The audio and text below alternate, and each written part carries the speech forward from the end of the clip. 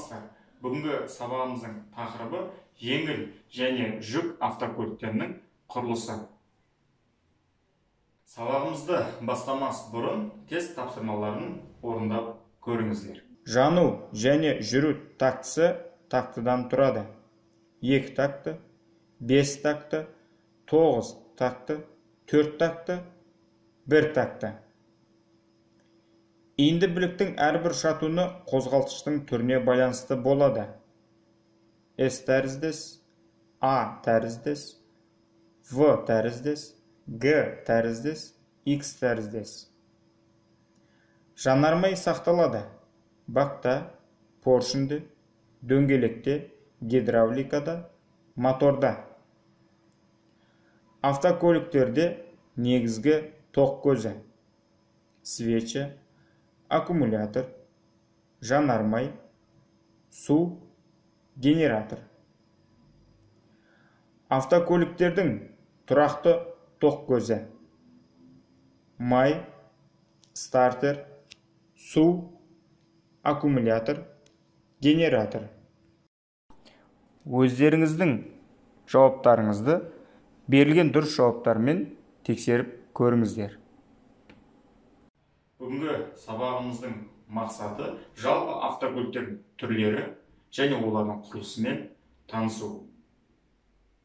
Жалпы автокөліктерді негізгі 3 топқа бөледі. Бірінші, жолаушы тасымалдайтын жеңіл автокөліктеріміз. Екінші, жүк тасымалдайтын жүк автокөліктері. Және де үшінші, арнайы қондырғылармен жабдықталған арнаулы автокөліктер. Мысалы, өрт сөндіргіш автокөліктері. Автомобиль механизмдер мен жүйелер жиынынан тұратын күрделі машина. Әрбір автомобильде негізгі бөліктерді 3 топқа бөледі. Олар кузов, қозғалтқыш және шасси. Жеңіл автокөліктің кузовы тасымал жүкті орналастыру үшін қажеттілік қызметін атқарады. Қозғалтқыш жанармай жанғандағы жылу энергиясын механикалық энергияға айналдырады. Осындай энергияны айналдыру қорытындысында мотордың иінді білігін айналысқа келтіріп, маховик көмегімен механизмдер қатары арқылы айналу моментін автомобильдің жетекші дөңгелектеріне жеткізіп отырады. Шасси механизм және жүйе топтарын біріктіреді. Олар трансмиссия, аспалы жүйе, белдік, аспалық, дөңгелек, рульдік басқару және тежегіш жүйелер. Трансмиссия мотордың білігінен жетекші дөңгелектерге айналдыру моментін жеткізеді және түрлендіреді. Трансмиссияға кіретіндер: ілініс, беріліс қорабы, карданды беріліс,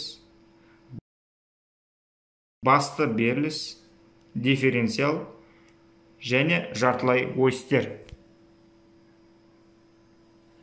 Автокөліктің жүріс бөлігі: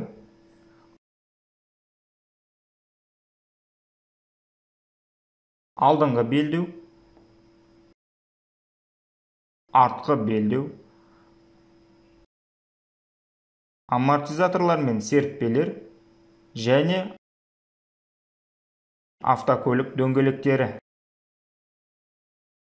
Жеңіл автокөліктердің басқару механизмі рульдік басқарудан және тежеу жүйесінен құрылады.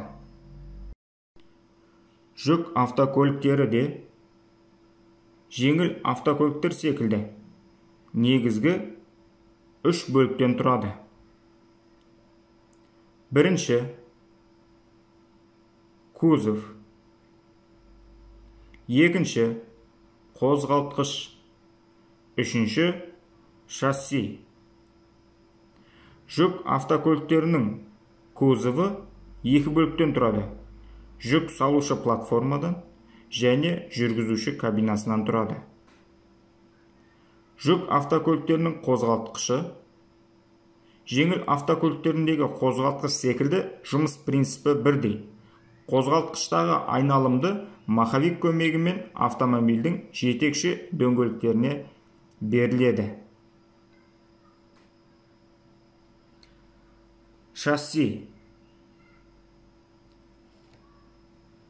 Жүк автокөліктерінің шассиі трансмиссиядан, жүріс бөлігінен, басқару механизмдерінен тұрады.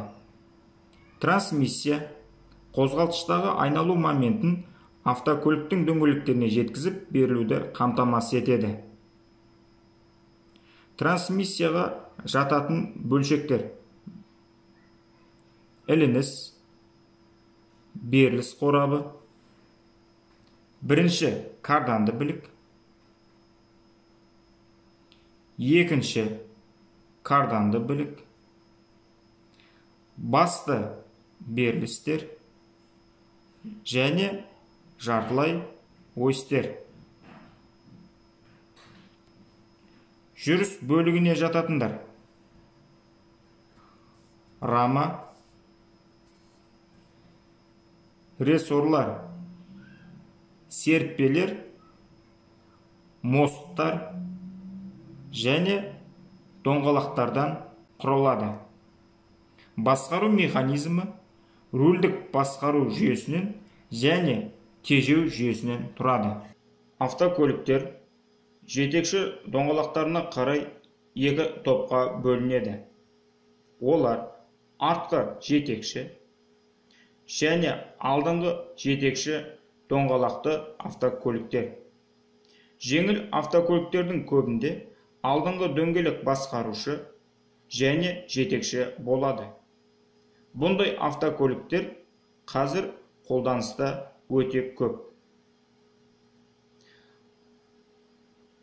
Бұндай автокөліктердің құрылысы кузов, қозғалтқыш және шасси. Ал ерекшелігі автокөліктердің негізгі бөлшектерінің барлығы алдыңғы бөлікте орналасқан.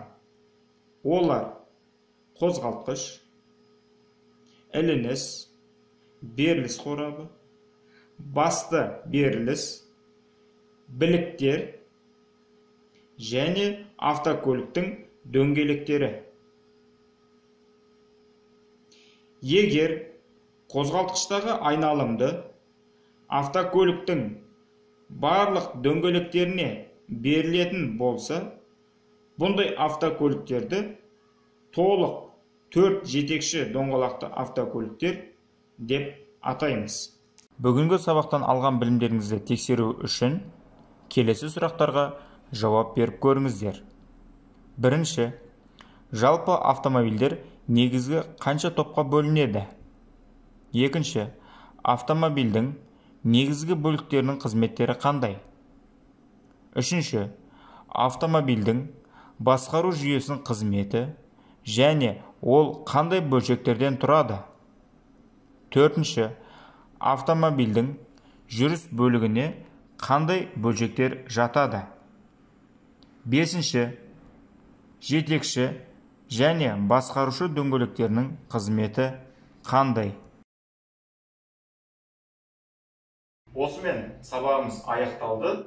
Назарларыңызға рахмет. Егер осы сабағымыз сізге өз пайдасын тигізген болса, кері байланыс жасап, лайк басуды ұмытпаңыз.